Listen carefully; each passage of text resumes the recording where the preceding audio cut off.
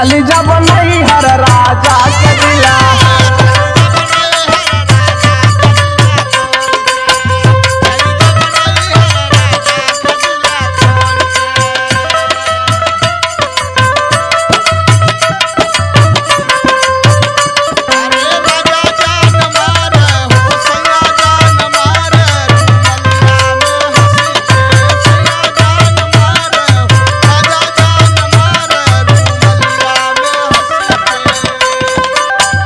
भैया आपन बड़ा दुख सुनावत है। कुछ कौनो बात उनसे पूछे थे तो बहाना करके अन्य चल जाते हो, कहीं उन्हें चल जाते हुए।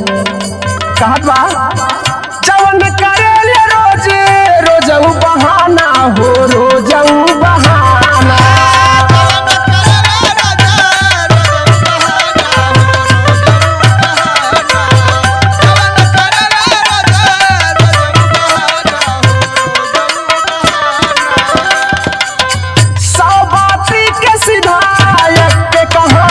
हो एक कहाना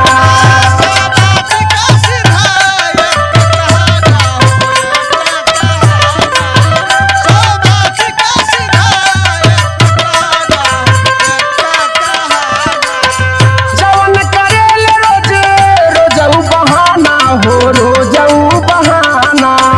सौ बाती के सीधा एक कहाना हो, एक कहाना।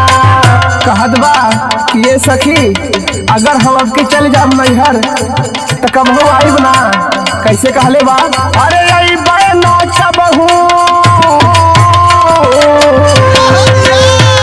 अरे आई बना कबहू जब जाई बमुहार के। चली जब नैहर सैया का दिला तोड़ के।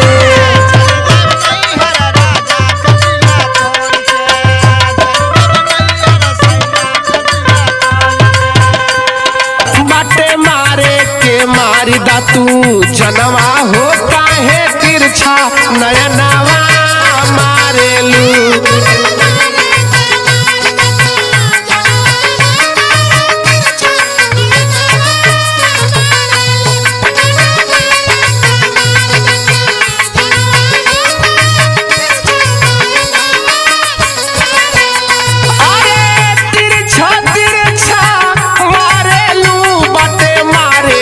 मारी दा तू जनवा हो काहे तिरछा नयनवा मारेलू।